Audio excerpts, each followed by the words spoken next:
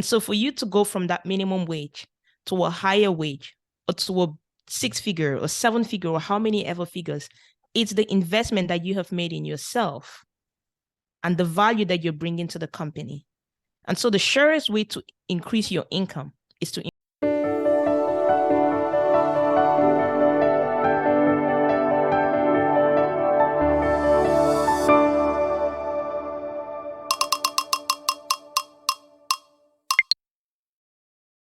Hello, Ida. Good morning. How are you doing? I'm doing very well. Thanks for having me, Yayi. How are you? My pleasure. It's great to have you back on the channel. The value that you gave last time was amazing, so I appreciate that. Thank you. And Thank you. today, I see your growth and you're giving so much value to people. So I really appreciate that, you gave us time today because I know what you're going to say is going to be really important. I just want to start a little bit before that, just to say that when we come to the finance world, there's so many information, not only in the finance, but especially there, of what to do, how to do, what's right financial behavior, what's not right financial behavior. And sometimes if you can't get lost over there, and not really know where to start because there's too much information. So I would love you to touch the fundamentals of financial behavior, where to start, what to do, how to do, and make it maybe a little bit more practical for people that want to start or people that are already educating themselves, maybe even to take it a step forward. That's a broad one. Thank you. So let me see. The thing with personal finance is that number one is very personal. There's going to be a lot of information, just like with healthcare, just like with how to lose weight, just like with dieting. There's going to be a lot of information out there. But at the end of the day, it comes down to you, the individual, what your behavior is. And so, yes, there's a lot of information going on out there. But at the end of the day, I always want to bring it down to you. You, what should you be doing, right? And it's usually very basic stuff. The 3 authors that I really like that I've learned a lot from. Number 1 is Dave Ramsey. Number 2 is Robert Kiyosaki. And number 3 is the person who wrote this book, The Richest Man in Babylon. Wow, those are serious books. And I have to say, 2 people that are really different. Yes, Robert Kiyosaki and Dave Ramsey are completely different. But I learned from both of them and I picked up things from both of them that I apply to myself every single day. And so if you're putting in your head, you want to only do Dave Ramsey, well, maybe it's going to work for you, maybe not. You want to do only Robert Kiyosaki, maybe not. It's a matter of looking at your own self, seeing what are the things that make sense in your situation and applying those things to you. Because the overwhelm usually comes when you're trying to do everything from everybody. You have to figure out what is for you. And so I'm going to go with the simple principles that are in The Richest Man in Babylon, because I think every other finance book that has come out kind of takes information from The Richest Man in Babylon. And so there are 3 things that he talks about in that book. The first thing is about fattening your purse. Fattening your purse simply means that you take out from it less than what you put in. Sounds simple. Simple. Take out from it less than what you put in. The second principle he talks about is controlling your expenses. And that comes down to budgeting. And a lot of people don't like budgeting because they're going to say, oh, it's restricting. But who sets a budget? It's you. It's not somebody else who's going to set your budget for you. It's you. And so when you are setting your budget, you're simply deciding what are the necessary expenses versus what are the ones that are desires. Because oftentimes we confuse those things. We justify to ourselves that certain things are necessary when for the vast majority of people, or the truth is most of the things that you have that you spend money on, they're simply desires. They're not necessary. They're not necessities. And so it's about identifying what are my necessities, what are my desires. Your necessities, you have to be able to meet all of those with the 90% of your income maximum. Okay. Because in the first step, it's fattening your purse, right? Taking out less than what you put in. Say you put in 100% and you take out 90%. You have a 10% sitting there, which is going to be used in the third step. First is fattening your purse. Second is controlling your expenses to stay within that 90% rate maximum. And in controlling that, you're deciding what's necessary versus what is a desire.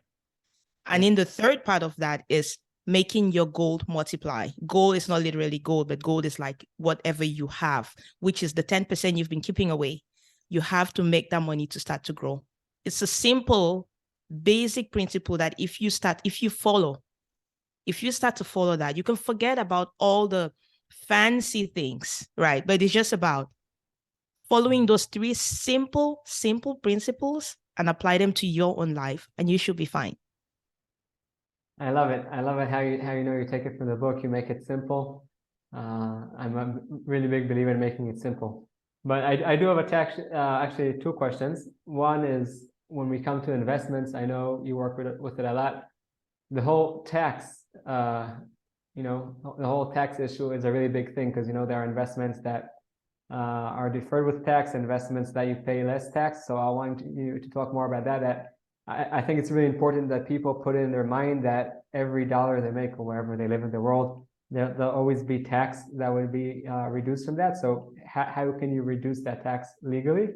And number 2, if you could go back to actually rule number 2, what do you think should be more the emphasis to reduce? I'll say in a different way, to basically increase my income, or start looking at every dollar I take out and and make sure I don't pay 20 pennies more here, 30. Like, should my focus be on basically increasing my income or reducing the money that I take out?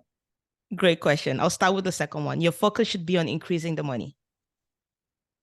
But the reality also is that we've heard of millionaires who go bankrupt. Right. We've heard of people who win lotteries and they go bankrupt because they have never, ever learned to control their spending. Right. So it's a 2-way focus to increase the income. But while increasing the income, you still have to have a handle on controlling what you identify as necessary versus luxuries versus desires. Because if you don't control those ones, no matter how much you increase your income, you're still going to lose all of it if you don't have a handle on you. And so, yes, focus on increasing it, but don't lose sight of the fact that in increasing it, you still need to control what you're spending it on. Got it. And then the part on the other question you asked was about what investments are going to pay more taxes and all. Okay, so in North America, there are tax favored accounts. I'm sure most developed countries would have a version of this, but there are tax favored accounts, which here in Canada, we have the RRSP and the TFSA. Those ones directly already, okay. Let me explain what the RRSP and what the TFSA is, and I'm going to compare it to what America has, because most people will be able to relate more to what America has, because America is more like, I think, more global. So in Canada, we have something which is called the RRSP. Within America, that is comparable to the 401k and, in a way, the IRA. Okay. So the money that you put into those accounts right now, you're not going to pay taxes on it right now. But when it grows and when you start pulling the money out, at that time, you will be paying taxes on the money that you take out of those investment accounts. So if you're a person who is a high income earner right now, from your salary or from your like earned income, any income that you receive right now, in order for you to reduce your taxes right now, you're able to put some of it into those kinds of accounts and you don't pay any taxes on them now. That makes sense for a person who thinks that in the future, they will be making less than what they're making now. For example, a lot of doctors earn like $500,000, $600,000, $400,000. But maybe in retirement, they would only be earning maybe like $100,000 or maybe less. It just depends, right? So instead of paying taxes on the full $500,000, for example, you're able to put quite a good amount of that into an RRSP or into a 401k or into a IRA. It gets deferred. And now later on, when you are pulling out money from it, your tax bracket at 100,000 is much lower than your tax bracket at 500,000. So you will be paying taxes later at a lower tax bracket, even though the money would have grown, and you'll be paying taxes on the growth. Okay, so that's one of those tax favored accounts. The other one, which I talked about, is the TFSA. In Canada, it's called the tax-free savings account. In the USA, that's comparable to the Roth IRA. I know there's a form of that in Australia. There's probably a form of that in all across Europe, but I don't know what the names are, right? The same principle. Yeah, it's the same principle. What's it called in Israel?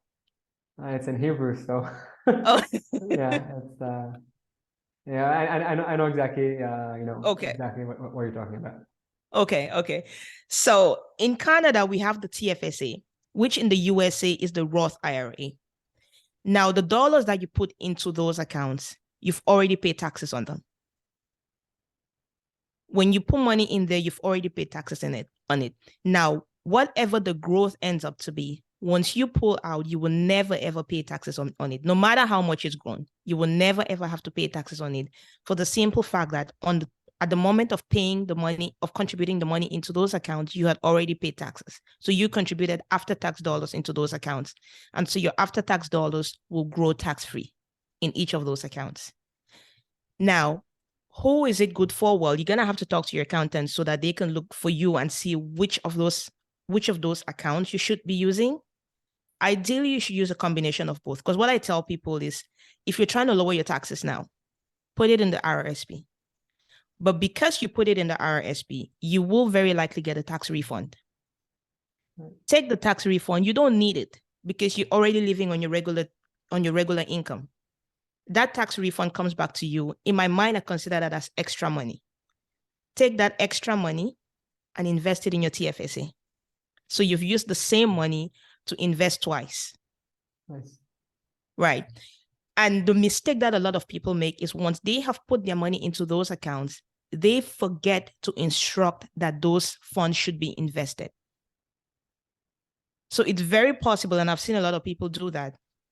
They take their money and they put into an RRSP, for example, or into a TFSA, for example, and it's just sitting in the savings portion of the account. It's like in a regular investment account, and you're holding it in the cash deposits in the investment account, instead of now taking that money and investing it. Several years down the road, it's just going to be the cash. Yeah. It doesn't grow because you haven't instructed for that to be invested. And so you need to take the time to do that extra step of, after contributing into those accounts, you need to instruct for it to be invested. Now, that's where maybe if you have like a fund manager or whatever, they are the ones who are going to be taking care of that for you. Or if you're self-directing your investments, you go in there and make sure you're putting those funds into various investments. Got it. Wow, that's really important information. And what I like about it, that a lot of it is long term, because you don't know where you're going to be when you get to retirement, or even before retirement, or you also don't really know when you're going to retire. And if now your investments do really well, you might retire earlier. So I like when it's taking like the bigger picture. It's also helping us right now, but also later on.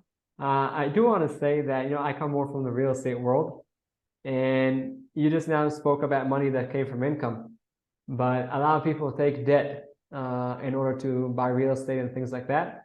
I'll just say my personal view: debt could be nice, but debt could be, a stepping stone for growth, or it could be a stone that buries you. And when someone takes that, and they have already credit card debt or things like that, I always told them the best investment you can make is first cover your credit card debt, because what investment will give you 18%, like 18% a year, because you pay so much on your debt. So I think that's really crucial. And I was wondering your take on the whole debt issue. Like, what do you think about it? So like I mentioned, I learned from Robert Kiyosaki and I learned from Dave Ramsey, right? And Dave Ramsey is like, no debt, no. And Robert is like, well, you need to use the debt, right, in order to achieve your goals.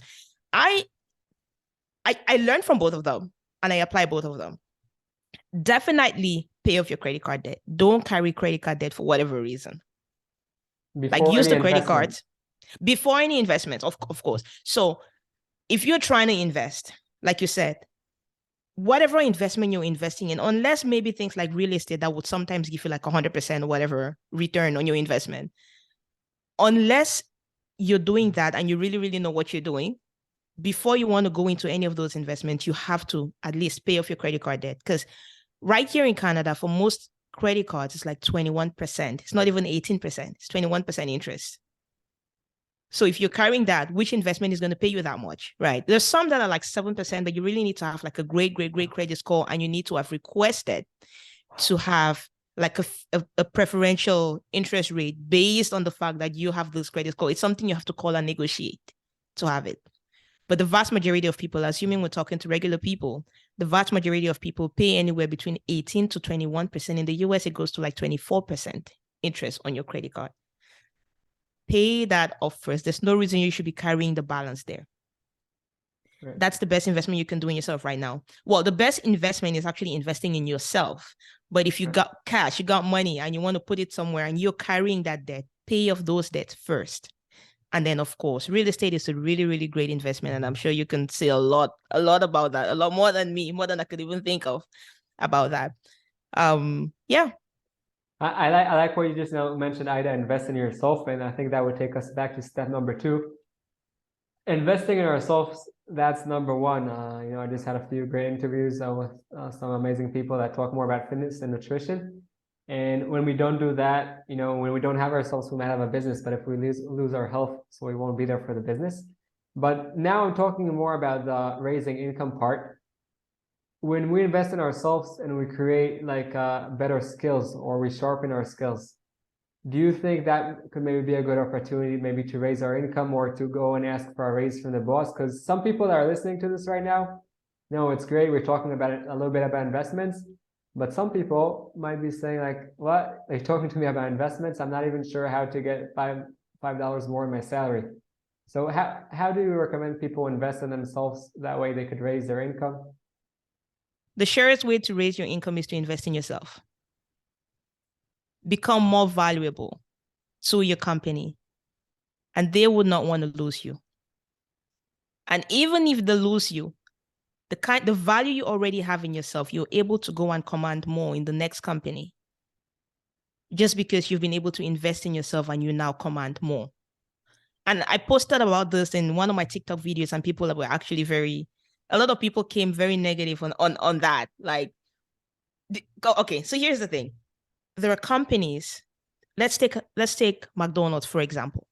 McDonald's has minimum wage people, and McDonald's definitely has people that earn millions in there. All of those people work in the same company. What's the difference between the minimum wage person and the person who earns the $1 million in McDonald's? It's the value they bring to the company. Because all humans are equal. In terms of humanity, we're all equal. But in terms of the value or the contribution that you bring to the company, we're very different. And so for you to go from that minimum wage to a higher wage, or to a 6-figure or 7-figure, or how many ever figures, it's the investment that you have made in yourself and the value that you're bringing to the company. And so the surest way to increase your income is to increase the value you bring to the company. And the value to bring to the company is by increasing the value in yourself. Wow. I really connect to what you said in McDonald's, because there are many people who work there, and of course I respect each person. Doesn't matter what he does, doesn't matter how much money he makes. But when someone wants to increase their income, correct me if I'm wrong, if I understand you right, just look at your current job, right, and see what is necessary over there. Get more, assuming you like your place, yeah. If not, that's a different story. But basically, get better in that skill that is needed in your job.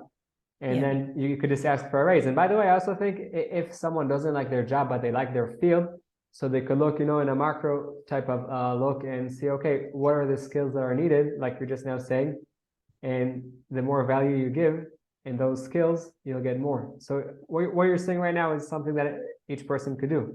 Like, just learn more. Maybe it would take more time, but it's for sure something that I think each person could do. So that's a great one. Like yeah, that. absolutely. And the thing that a lot of people end up struggling with is that you're looking at the now, you're looking at the short term, you're looking at like the overtime you can be able to get now, but you're not looking at, okay, 5 years down the road, or let's say 2 years down the road, right? If all you're looking at is, okay, how many extra hours can I do right now so that I could get additional pay for the same $11 an hour, for example. If that's the only thing you're doing, well, that's the only thing you're going to keep getting. But if your vision is like, okay, 2 years from now, I want to be the manager of this location, what do I need to do to become the manager of this location? Now you're not worried about the extra hours. Yes, the extra hours are maybe still necessary for you to be able to pay your regular expenses, which takes us back to number 2. What are your desires versus your necessities?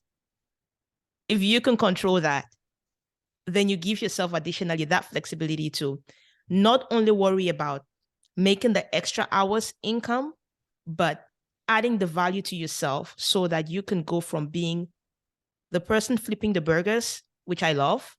No, I'm not putting anybody down. I'm just saying, if you want to go from the person flipping the burgers to the person making the decisions in there, what are the skills that you need to acquire between that? Everybody starts from somewhere. The problem is if you don't consciously make the effort to move up, then by default, you're going to stay right there. Wow, I love what you just said, and it reminded me of a conversation I had with a family member. You just now, mentioned such an important point of view of the long term.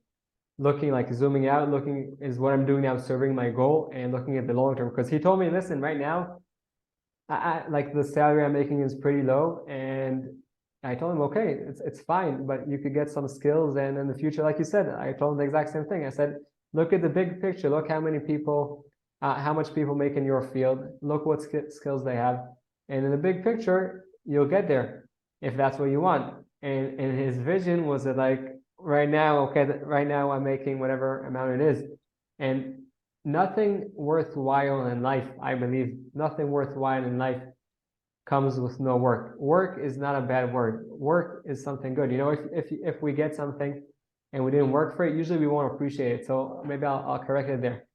Anything in life that is worthwhile and we want to appreciate, we need to put the work. And the same thing also over here. So I really connect to what you just now said, that look down the hole.